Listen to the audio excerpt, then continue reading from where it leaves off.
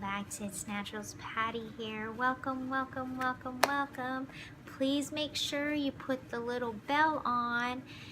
Make sure you get your notifications. Make sure you like, subscribe, and share. And today we're going to talk about gluten.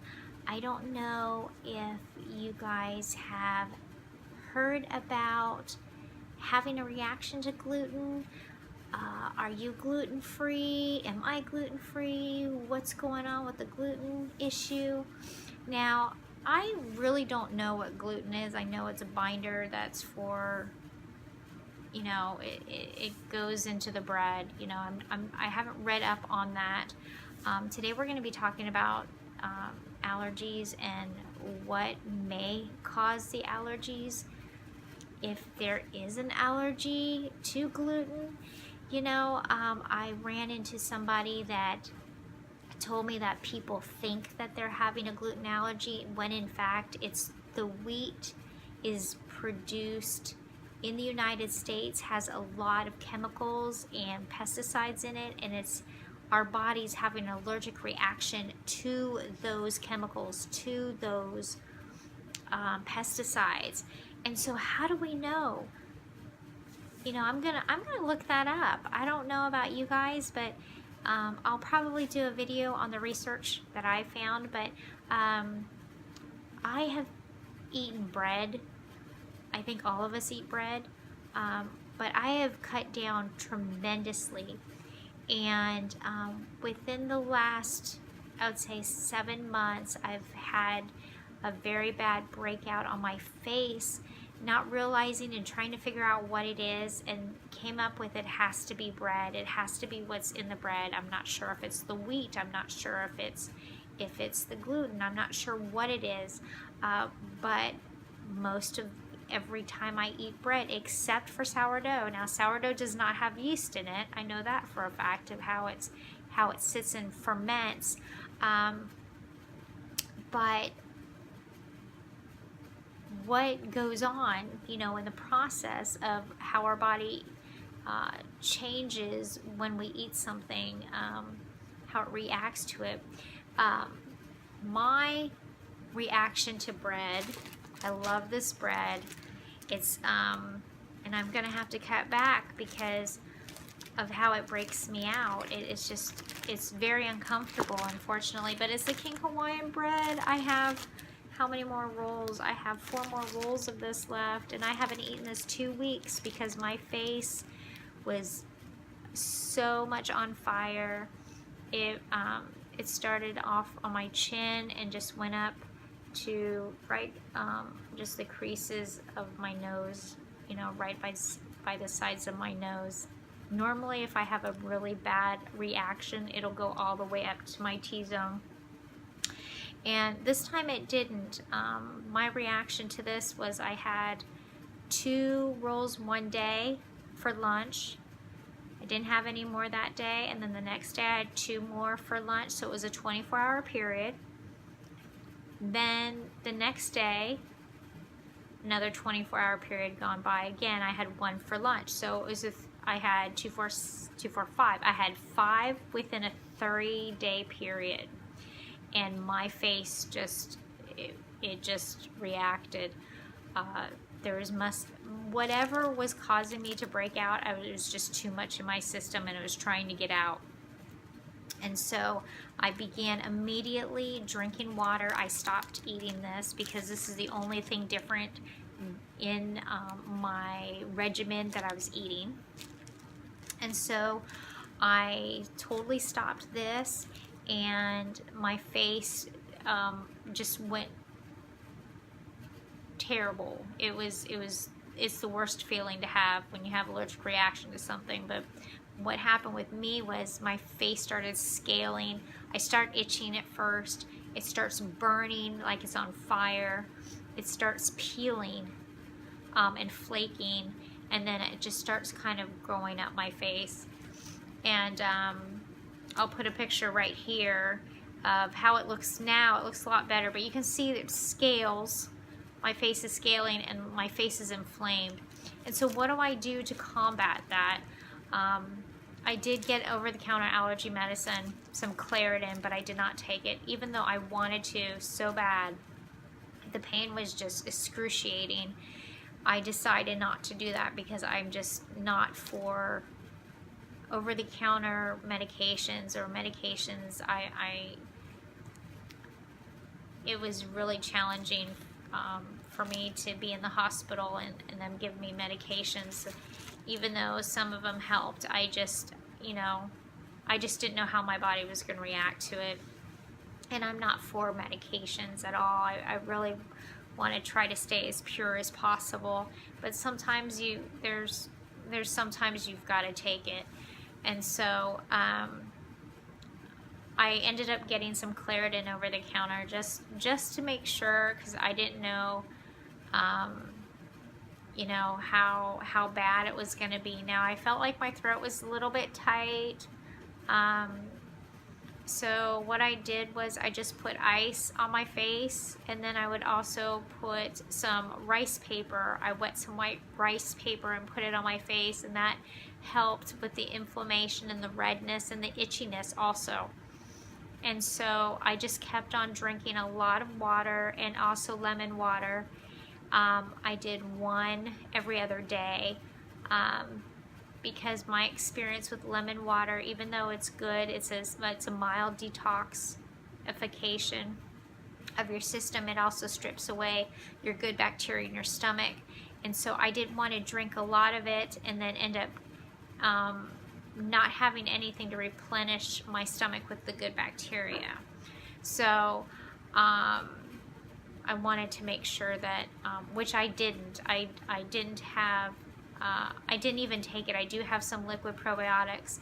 And normally what I do and what I suggest if you're going to do a mild detox is with lemon water is take maybe 1/4 of a cup of lemon water to a cup of water, drink that, and then after you drink it, wait for maybe 3 or 4 hours, and then take some liquid or some probiotics capsules.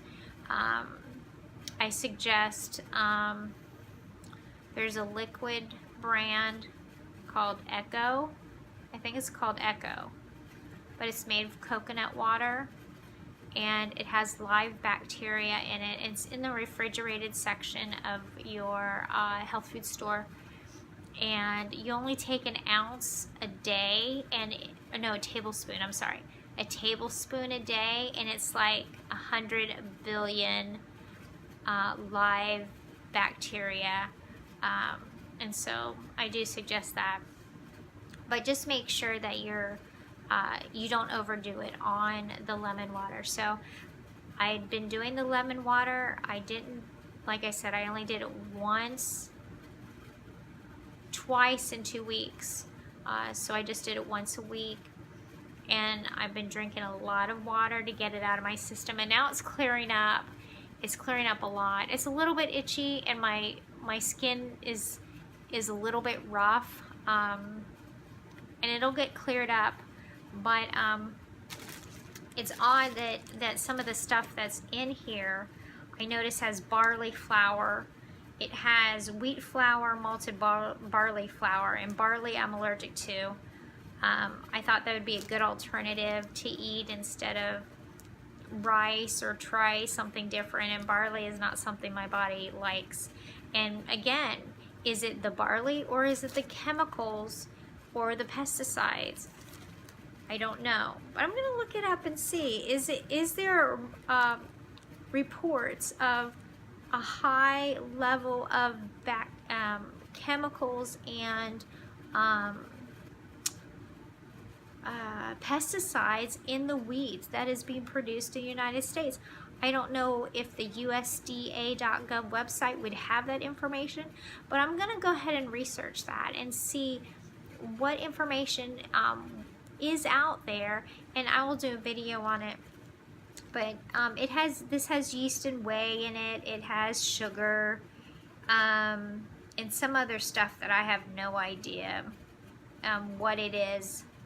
But of course, it has the disclaimer that it has wheat, milk, eggs, and soy. Which soy, I stay away from soy because of the estrogen content. And so I did not know that soy was in here. And you know, another thing, I don't know if any of you guys would know or not, if, you know, is soy flour, because soy is a high GMO product, is soy flour considered GMO? You know, none of this, it doesn't say any of the products in here on the page here, or not the page, I'm sorry. It says if you have any questions or comments, you can call or you can email, and they have a website, but it does not say about this product being GMO. Of course, it doesn't even say gluten-free because it's not a gluten-free